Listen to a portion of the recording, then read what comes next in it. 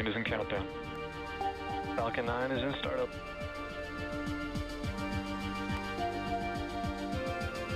Dragon, SpaceX, go for launch.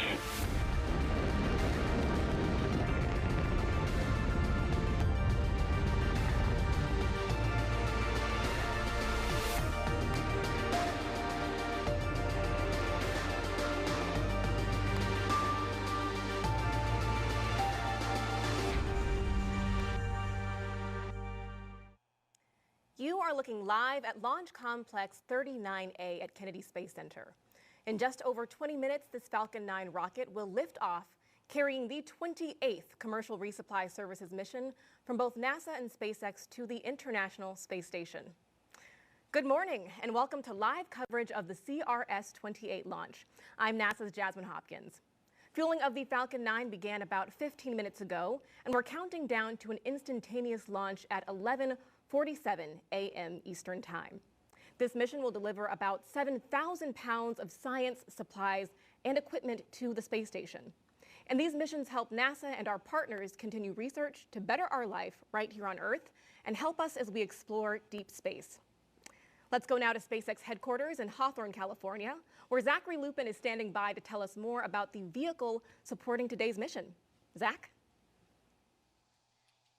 Thanks, Jasmine. Hello, everyone. My name is Zachary Lupin, and I'm an avionics reliability engineer here at SpaceX. And it's great to be covering today's mission in partnership with NASA. On your screen right now is a live view of SpaceX's two-stage Falcon 9 rocket with our Dragon spacecraft at the very top. Dragon is one of the few vehicles that can deliver significant cargo to the space station and the only vehicle that can deliver cargo from it. And to date, Dragon has visited the station 37 times and transported 280,000 pounds of cargo back and forth from the orbiting laboratory. Below Dragon is our Falcon 9 vehicle, which is actually two rockets in one. The lower part, also the largest part of the rocket, is called the first stage. It has 9 Merlin 1D engines, which accelerate the vehicle through the Earth's atmosphere and into various orbits in space. At the top of the first stage is the black inner stage, and above that is the Falcon 9 second stage. Now, the two stages will separate about 2.5 minutes into flight, and then the second stage will ignite its single Merlin vacuum engine, or MVAC engine, which is the 10th engine on the rocket, to carry Dragon to its desired orbit.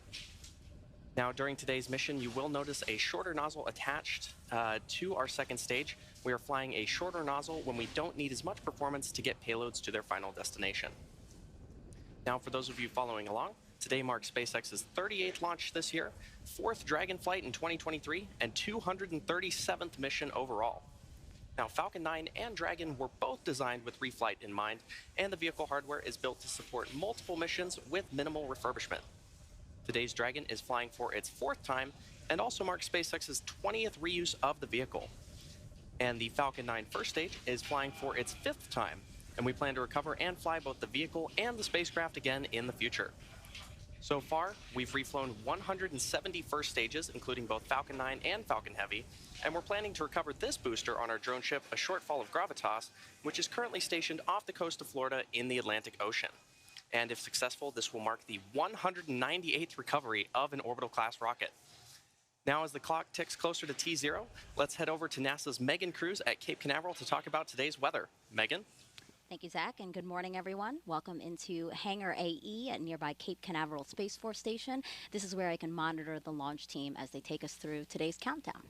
So far, hearing a lot of good things over the nets. The vehicle is healthy, the team working no issues, the range is green, meaning our path from here to the International Space Station is clear and safe. And the weather, which has been the issue all weekend, forcing the team to stand down Saturday and Sunday attempts. Today, we are 80% go. You can see those watch items on the bottom left of your screen. Launch Weather Officer Arlena Moses will be monitoring a few showers she expects to move into the area during launch. And I know some of you out there, you might be thinking it seems a little windy out here, but those winds are well below any concerns for launch. And as for the weather around the booster recovery area yesterday, high seas kept us from launching, but today, check out this live look from SpaceX's drone ship out in the Atlantic. Conditions are still a little rough out there, but better than yesterday, hence again that 80% go for launch in just about 17 minutes. So right now, SpaceX is fueling Falcon 9 RP-1, or rocket-grade kerosene load, is complete. Super-chilled liquid oxygen is being loaded into the first and second stage. You see those white clouds completely normal. That's some of the liquid oxygen venting off. SpaceX vents off some of that LOX to maintain the right pressure in the tanks. And those clouds form when the liquid oxygen makes contact with Florida's humid air. Our instantaneous launch opportunity today, 11:47 and 0 seconds Eastern Time, if we want to dock with the International Space Station on Tuesday, June 6th. For more on that, let's head over to Shaniqua Vereen inside NASA's Mission Control Center. Thanks, Megan, and welcome to the International Space Station Flight Control Room. I am Shaniqua Vereen, live at the Johnson Space Center here in Houston, Texas. The team of flight controllers at Mission Control Houston today is being led by Flight Director Scott Stover. Teams here in Mission Control will really jump into action tomorrow night into early Tuesday morning as Cargo Dragon approaches the International Space Station. There are currently 7 crew members living and working aboard the station. Expedition 69 consists of NASA astronaut Frank Rubio, Dmitry Petelin of Roscosmos, Sultan Anayati from the United Arab Emirates, Woody Hoberg and Stephen Bowen of NASA, Andrei Fedyaev, and Commander Sergei Prokopyev of Roscosmos. As Cargo Dragon approaches the International Space Station in the morning hours of June 6, NASA astronauts Frank Rubio and Woody Hoberg will be monitoring the arrival from the station's cupola. Cargo Dragon will remain attached to the International Space Station, its zenith port of the Harmony module, for about 1 month, being one of 2 Dragons joining Crew Dragon Endeavour before being packed up with critical science and supplies that will splash down off the coast of Florida for that science to be analyzed back here on Earth. Everything is still a go from the Mission Control Center here in Houston, and we're looking forward to welcoming another Dragon to the International Space Station. So for now, we'll head back out to Kennedy. Jasmine? Thank you, Shaniqua. Now we are about T-minus 14 minutes and counting from liftoff of CRS-28, so let's talk about the science. New experiments will soon arrive on the space station. Thunderstorm observation equipment could improve research on Earth's climate and weather. And astronauts will be growing a second generation of plant seeds in space to see if gene changes transfer to future generations. And those are just some of the experiments joining the hundreds of ongoing investigations already aboard the orbiting lab. This mission will also increase power supply on the station, delivering the 3rd set of roll-out solar arrays, also known as IROSAs.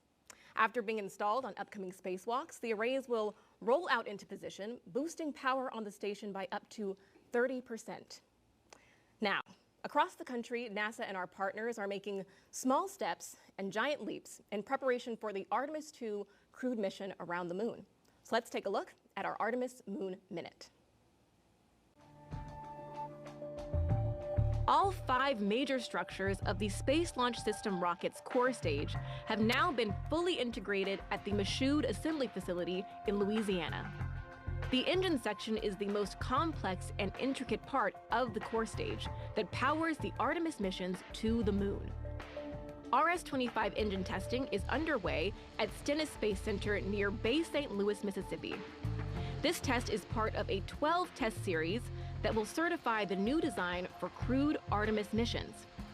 The engine ran for its full planned 720 seconds, the longest duration to date. At Kennedy Space Center in Florida, technicians have been testing the solar array wings for the Artemis II service module. Orion will have 4 solar wings drawing in 11 kilowatts of power from the sun. Some of the avionics for Artemis II have already been to space. Technicians finished cleaning and removing avionics on the Artemis I crew module, which will be used on the Orion capsule for Artemis II in 2024.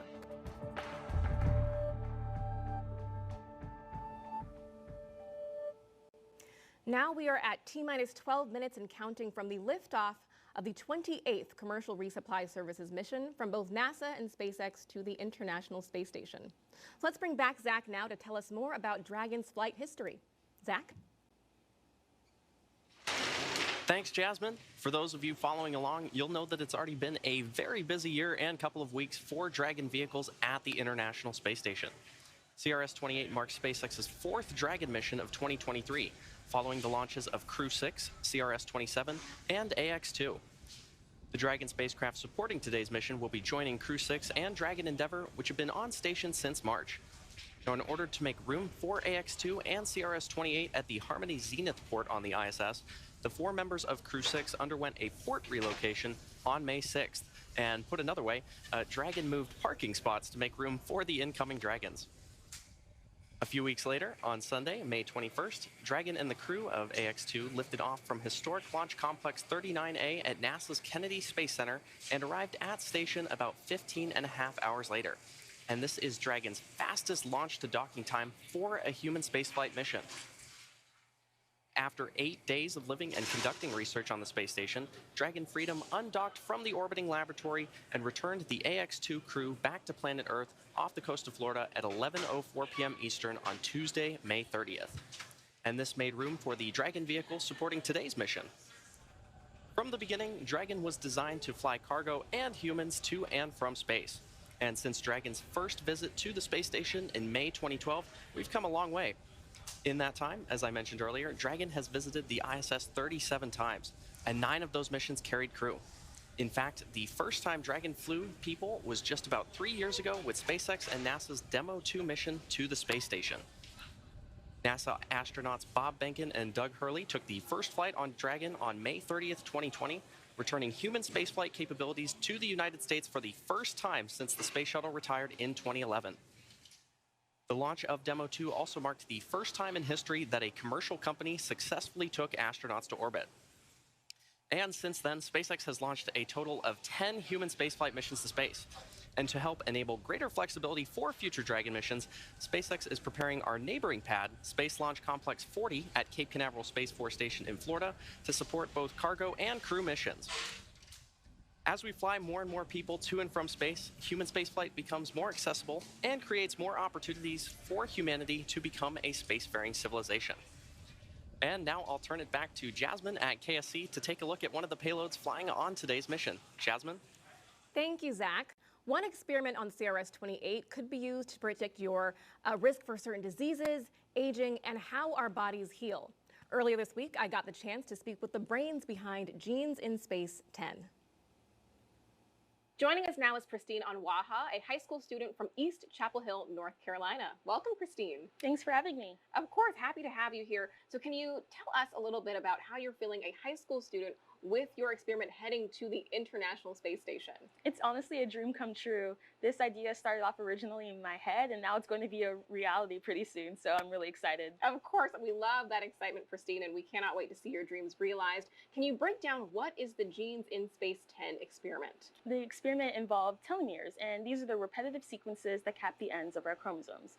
On Earth, telomeres normally shorten as we age, but for astronauts in space, they actually appear to get longer. And so with that, I developed an experiment to see if that process could be linked to the activity of stem cells. Now, in the development of that experiment, something really important was measuring telomere length.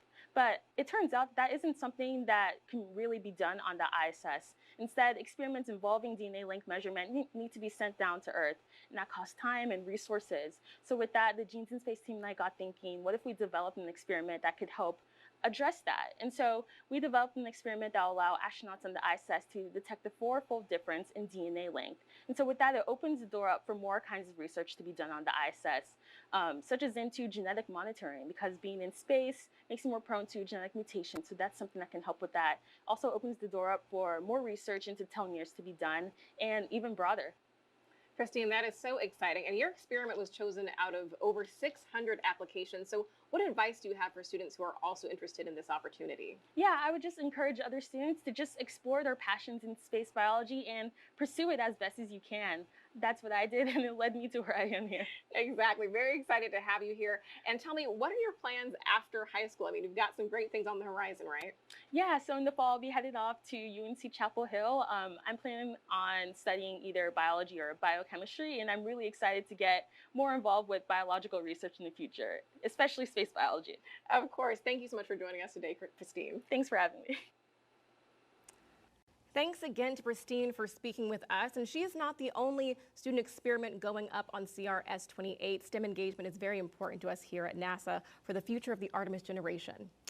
All right, now we are just about 7 minutes and counting until liftoff of CRS-28. So let's bring back Megan here on Florida's Space Coast and Zach live at SpaceX headquarters in Hawthorne, California, to walk us through the final moments of the countdown.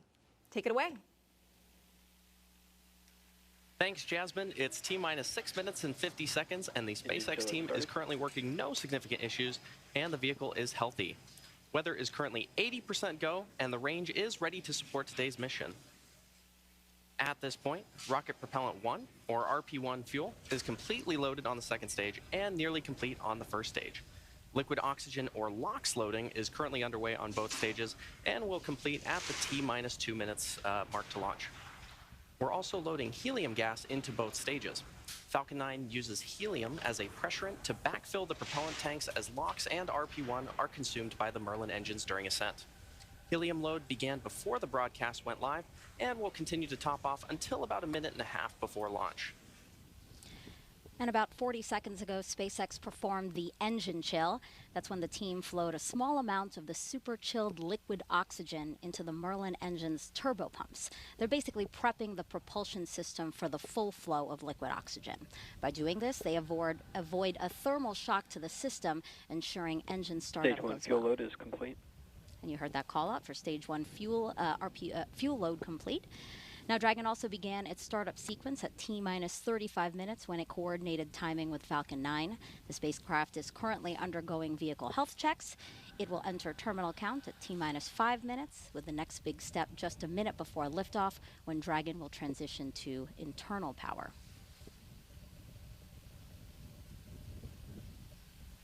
Now, you may have noticed those white clouds around the vehicle. Those are completely normal.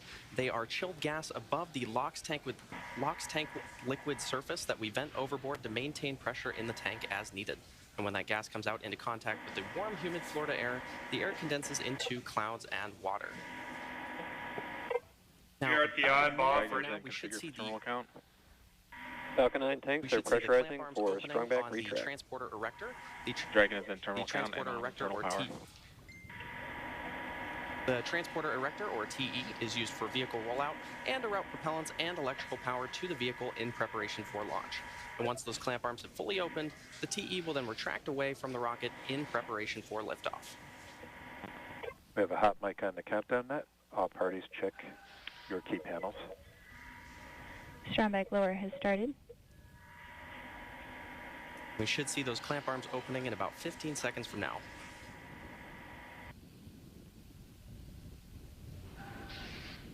Now, those clamp arms are located just below the trunk of the vehicle, which is beneath the Dragon spacecraft.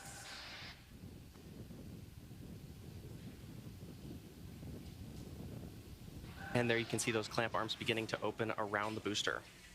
Now, in these last few minutes before T0, Falcon 9 is performing final health checks on its primary communications, avionics, and propulsion systems in preparation for flight.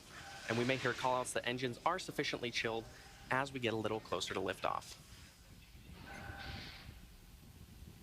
Those clamp arms should be fully open, and the transporter erector, that strong back, is going to recline away from the rocket.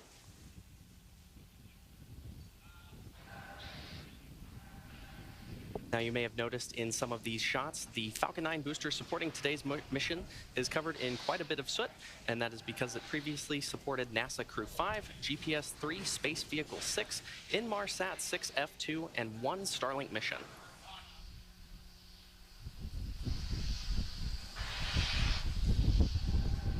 And you can see that strong back slowly reclining away from the vehicle. Stage 1 LOX load is complete. This launch will bring about 7,000 pounds of hardware, crew supplies, and science to the space station. One research project will study the effects of space on human DNA. Another will study the effects on plant DNA. Findings from both could help us advance things here on Earth, but also prepare us for future, farther missions into space. And Dragon will be docked to the space station for about a month before returning home. Now, checkouts of the second stage thrust vector control actuators are now underway. This is often referred to as an engine wiggle test. This is when SpaceX moves the thrust nozzles slightly to make sure the guidance hardware is ready for flight. SpaceX will do the exact same test on the first stage engines, but that happens just seconds before ignition.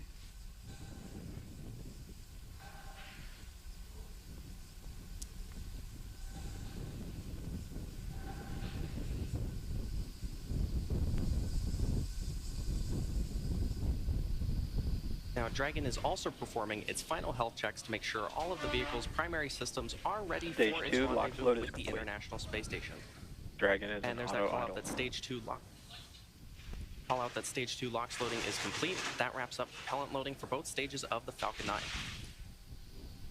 And as I mentioned earlier, you may have seen those white clouds around the vehicle. Ground gas Those closeout. clouds you see are the chilled gas above the LOX tank liquid surface that we vent overboard. And when that gas comes out in contact with the warm Florida air, the air condenses into clouds and water. Now Dragon is about to transition into internal power. Also, Falcon 9 computers will then enter startup mode, which is when the Falcon 9 flight computers take control of the countdown, guiding the rocket through the last seconds before liftoff. You should hear a call out about startup shortly. Falcon 9 is in startup. Dragon is in countdown. Both stages are now pressurizing for launch. At T-minus 45 seconds, we'll hear the SpaceX launch director verify go for launch. We'll go for launch. There you go. And at launch, the International Space Station will be flying 260 miles over the North Atlantic, south of St. John's, Newfoundland. T-minus 30 seconds.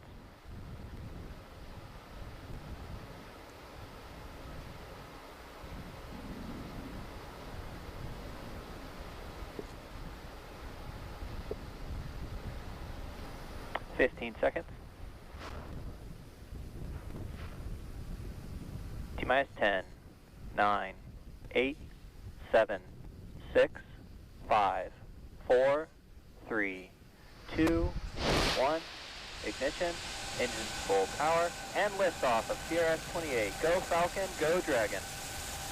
Liftoff of about 7,000 pounds of science and cargo, including a new pair of solar arrays to boost power on the space station.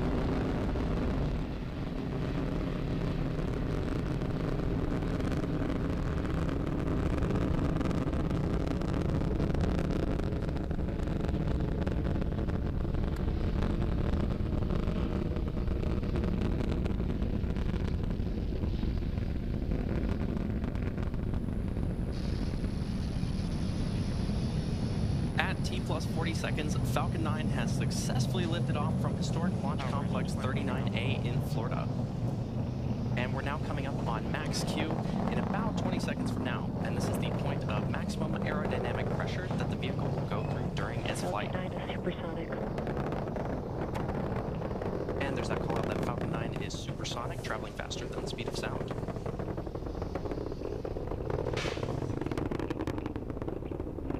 Max Q.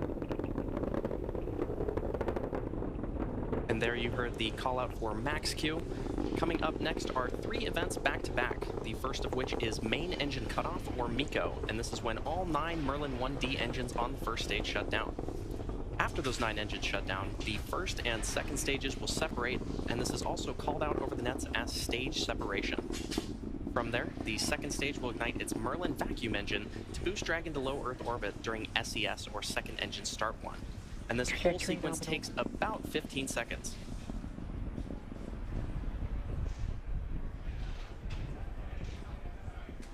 Should be expecting that call out for main engine cutoff in about 40 seconds from now.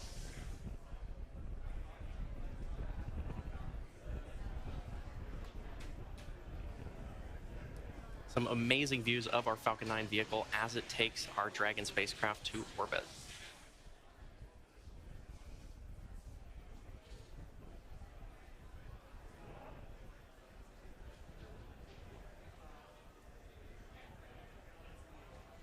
And in just about 10 seconds, we should see that main engine cut off.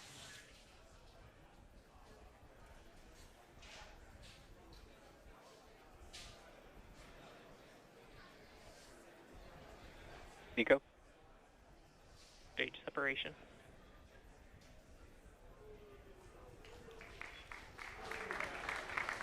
In vac ignition. And there you heard those callouts and probably saw on your screen, main engine cutoff, followed by stage separation, and then second engine start 1. As I mentioned earlier, we're flying an MVAC nozzle, a shortened MVAC nozzle on our second stage. If you're just tuning in, you're watching a live webcast for the 28th commercial resupply mission to the International Space Station for NASA. This is SpaceX's 38th mission for 2023 and the 4th Dragon flight to the International Space Station this year. We lifted off from Kennedy Space Center's historic Launch Complex 39A just about 3.5 minutes ago. Now on your screen, on the left side, you can see our Falcon 9 first stage, which is going to descend back towards Earth, and the second stage on the right side of your screen, which is carrying the Dragon spacecraft. Now, as a reminder, today's mission marks the 5th flight for this Falcon 9 booster. Falcon 9 booster, which previously supported the Crew 5, GPS-3 Space Vehicle 6, Inmarsat 6F2, and 1 Starlink mission. In order to make its way back to our drone ship, a shortfall of gravitas, the Falcon 9 first stage has 2 more burns to execute. The first is the entry burn, where 3 of the Merlin engines will reignite. This helps slow the stage down as it re-enters the upper part of the Earth's atmosphere. The entry burn is followed by the landing burn, and this is a single engine burn that brings the vehicle's speed down rapidly in order to land on the drone ship. Now, occasionally with the Falcon 9 first stage on the left side of your screen, you may see some small white puffs, and those are nitrogen gas bursts that are used for attitude control. You can also see there on your screen a pair of the hypersonic grid fins. Falcon 9 is equipped with 4 of these grid fins, which are comprised of titanium, and they are positioned near the top of the first stage. Once in the atmosphere, stage 1 is only using the grid fins for steering as it makes its return to Earth. And these grid fins orient the rocket during re-entry and guide the rocket during its descent.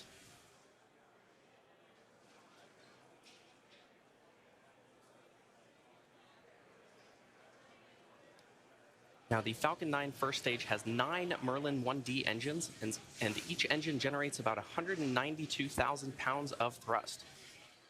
On the second stage is the MVAC engine, which has a slightly wider nozzle, and the vacuum engine generates about 203,000 pounds of thrust.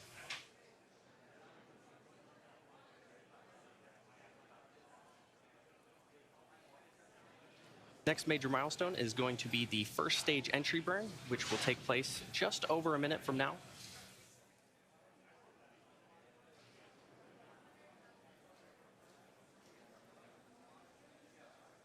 There you can see an amazing view of our stage 2 with its shortened MVAC nozzle.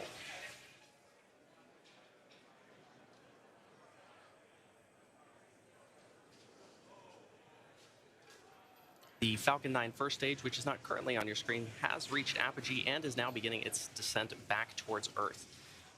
The second stage is continuing to take our Dragon spacecraft to orbit.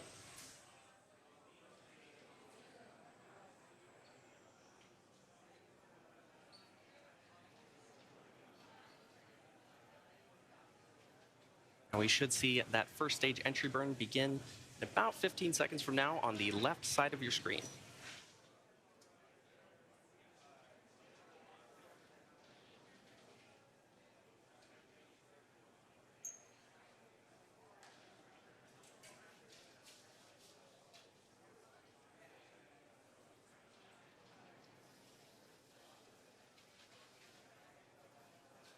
Stage 1, STS has safed.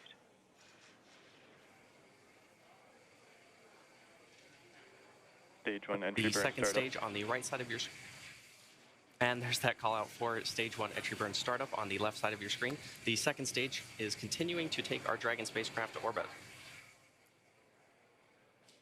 Now again, the entry burn is the first of 2 burns that the Falcon 9 booster performs before landing on our drone ship. Stage 1 entry burn shutdown. And there's that confirmation of stage 1 entry burn shutdown. As we get closer to first stage landing, it's good to note that the Falcon 9 first stage is equipped with 4 landing legs made of state-of-the-art carbon fiber with aluminum honeycomb.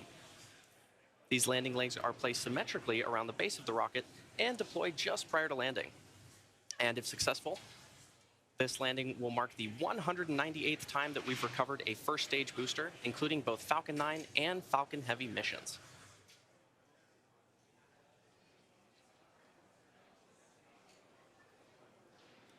We are about 25 seconds away from that landing burn beginning. Stage 1 transonic. Now, as the rocket descends through the Earth's atmosphere, this really puts deceleration into perspective. In the span of less than a minute, we'll have reduced from twice the speed of a jet all the way down to 0 as the rocket lands. And as Falcon lands, we may also hear a call out that the second engine will shut off around the same time.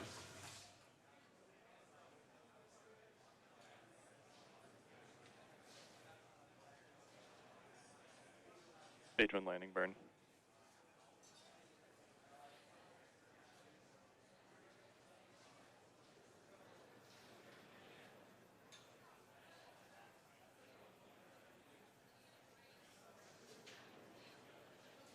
Landing leg deploy.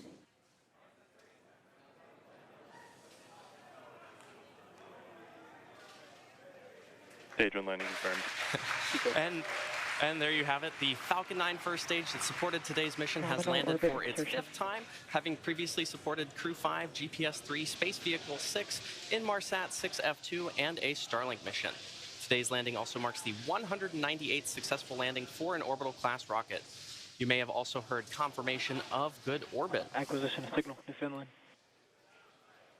At T plus 9 minutes and 30 seconds into the mission, we are coming up on the last major task for Stage 2, commanding separation of Dragon a couple minutes from now. And we expect to have video of Dragon separation from the top of the second stage, which looks into the trunk. CRS-28 will be joining the Crew 6 vehicle, currently on orbit, so we'll be back to having 2 Dragon spacecraft.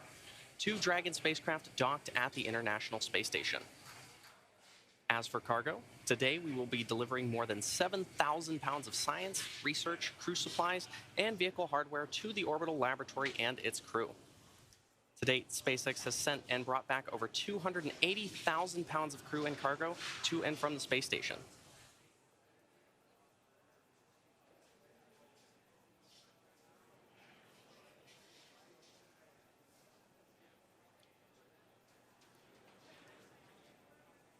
And we should be seeing Dragon separation about a minute and a half from now. As a reminder, this is the 4th flight for this Dragon capsule, having previously supported CRS-21, CRS-23, and CRS-25 to the space station. Today's flight also marks the 20th reuse of a Dragon vehicle overall. Now, Dragon has 16 Draco thrusters on board, each with the capability to deliver 90 pounds of force. There are 4 pairs of 3 thrusters spaced evenly around the capsule, as well as 4 forward bulkhead thrusters underneath the nose cone. Now, notably, today's Dragon does not have Super Draco thrusters, seats, or life support systems, as it's not carrying crew. And this saves on weight and space, and also allows for a faster refurbishment time.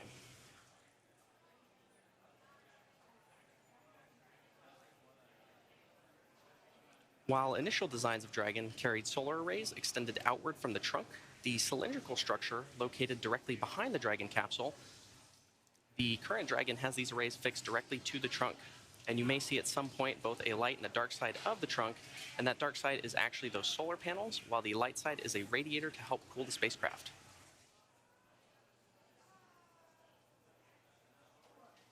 And speaking of solar panels, you can see on your screen right now the solar panels that we will install on the International Space Station.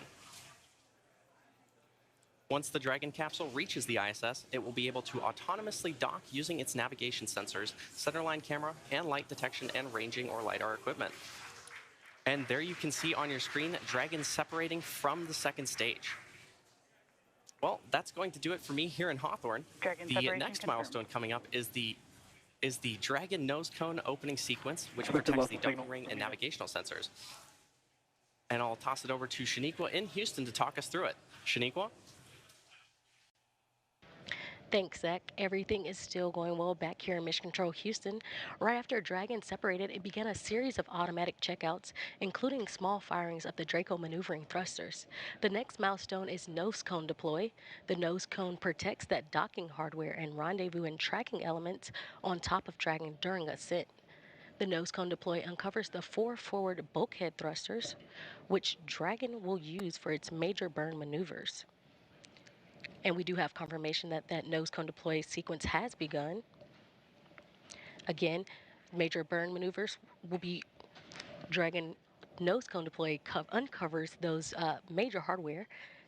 It will also uncover Dragon eyes, that rendezvous and tracking hardware that allows Dragon to know where it is in space and how to find the space station. Once open, the nose cone will stay in that position until the very end of its mission, closing prior to re-entry to provide some of that additional protection to the same hardware during re-entry. It does take about 5 minutes for a nose cone to open. We are looking for 12 hooks, 2 sets of 6 that will open here. And once open, we will see the nose cone deploy.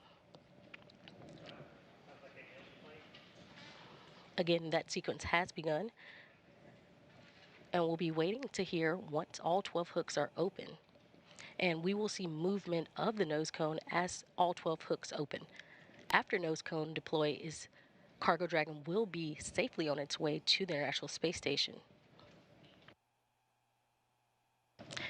If you're just joining us, NASA and SpaceX's 28th commercial resupply mission launched from Pad 39A at the Kennedy Space Center in Florida at 10:47 a.m. Central Time, 11:47 a.m. Eastern Time, and is currently in orbit. We're standing by now for nose cone deploy. Dragon is filled with over 7,000 pounds of cargo and supplies, including a variety of science investigations, hardware, and fresh foods for the crew on station. Some of those fresh foods that will be delivered include apples, grapefruits, oranges, cherry tomatoes, and blueberries. Dragon will dock to the zenith or space-facing side of the Harmony module, just recently freed up by Dragon Freedom, which brought up the Axiom 2 crew. The Axiom 2 crew aboard the SpaceX Dragon Freedom spacecraft safely splashed down off the coast of Florida at 10:04 p.m. Central Time, 11:04 p.m. Eastern on May 30th, 2023. The crew's return officially concluded the second all-private astronaut mission to the International Space Station. Axiom 2 commander and retired NASA astronaut Peggy Whitson ended her 8-day mission with a new record of 675 days in space, the most of any American or woman. And while we're discussing records, NASA astronaut Frank Rubio will end his mission this fall, breaking a record of his own. Rubio will return to Earth aboard a Russian Soyuz spacecraft no earlier than September 27th, and in his stay aboard the orbiting laboratory, having logged a total of at least 371 days in orbit. That tour of duty will beat the previous record of 355 days set by NASA astronaut Mark Vande Hei in 2022. Joining Rubio on station are 6 other crew members living and working aboard the International Space Station. Expedition 69 also includes Dmitry Patelin from Roscosmos, Sultan Adiyati from the United Arab Emirates, Woody Hoberg and Stephen Bowen of NASA, Andrei Fedyaev and Commander Sergei Prokopyev of Roscosmos. All crew members are awake, and after enjoying a midday meal, some are headed to exercise, while others are headed to do some spacewalk procedure reviews. NASA astronauts Stephen Bowen and Woody Hoberg are prepping for a June 9th spacewalk to install one of 2 new rollout solar arrays on the space station's starboard side truss structure. This cargo resupply will bring up 2 new rollout solar arrays packed inside its unpressurized trunk. Acquisition of signal. Goonheli. And again, if you're just joining us, we are currently waiting on nose cone deploy of the CRS-28 cargo spacecraft. That sequence has begun just a few minutes ago, and it does take about 5 minutes for the nose cone to fully deploy.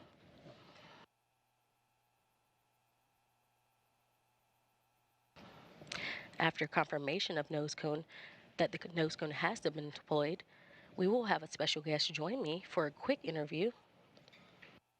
He will talk a little more on what Dragon is bringing up and its benefits to the International Space Station.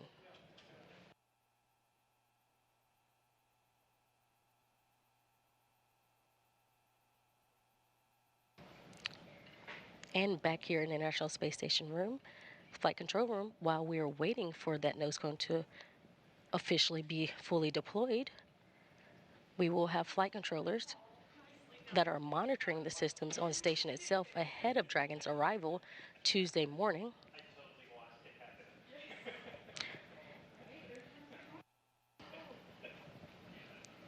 Again, once the nose cone is fully deployed, we will have Cargo Dragon on its way to the International Space Station. Once Dragon does cross that approach ellipsoid, which is that mythical sphere around the space station, flight controllers here in Mission Control Houston will begin joint operations with SpaceX teams in Hawthorne, California. Again, we will have NASA astronauts Frank Rubio and Woody Hoburg, who will be monitoring the approach and arrival of Dragon, with a planned docking time on Tuesday morning at 4:50 a.m. Central Time, 5:50 a.m. Eastern Time. Once Cargo Dragon is docked to the station, Rubio and Hoburg will begin hatch operations to open the hatches between the International Space Station and Cargo Dragon.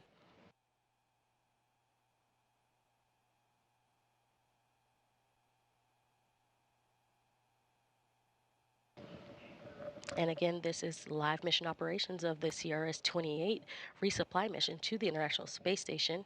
If you are just joining us, we are currently waiting on the nose cone deployment of the vehicle.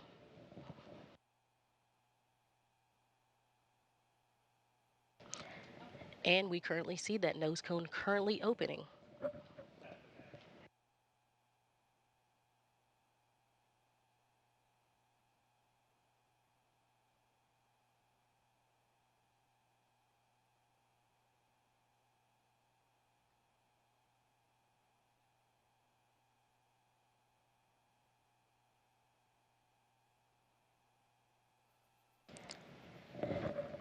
And we have confirmation of nose cone deploy.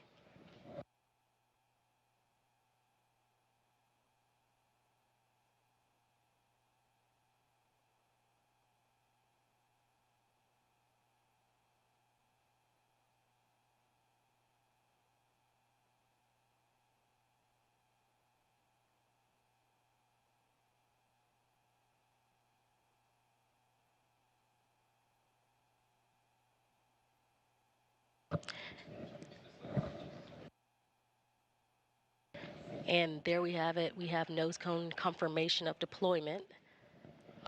And now joining me on the phone is manager of the International Space Station Transportation and Integration Office, Phil Dempsey. Hi, Phil. Hey, Shaniqua. Thanks for joining me. And as we get into it, can you outline the major activities for the crew with CRS-28? I know we talked some of what's being brought up, but can you go a little more in depth for us? Sure. During this mission, there's quite a bit of research that has to be done. So the crew will start, unloading the Cargo Dragon. There'll be actually quite a bit of research that's done in time to complete it and return those samples to the ground at the end of this dock mission.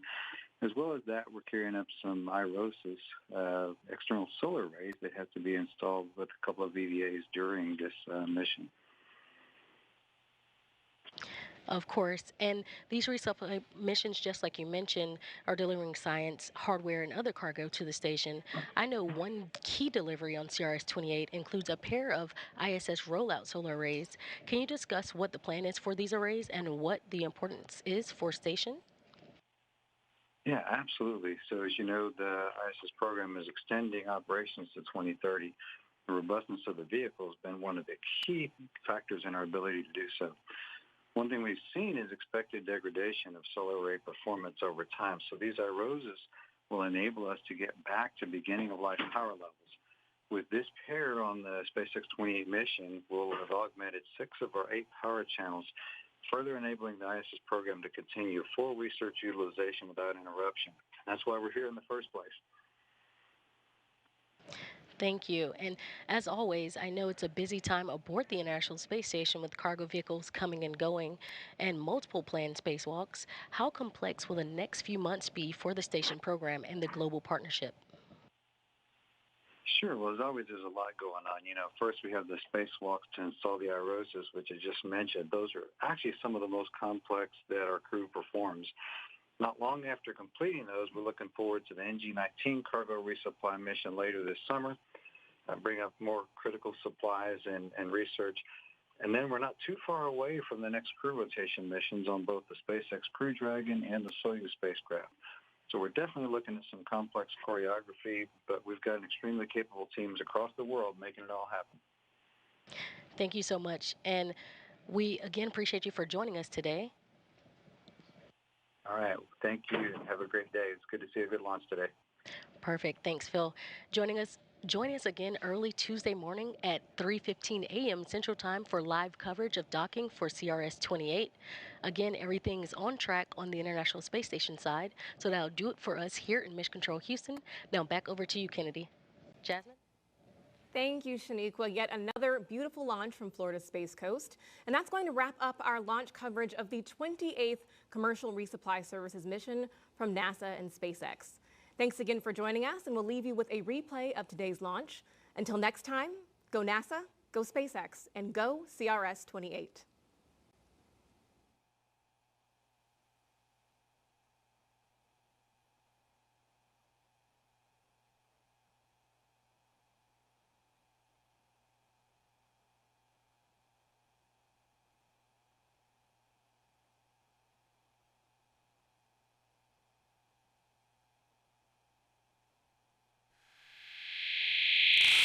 And cargo, including a new pair of solar arrays to boost power on the space station.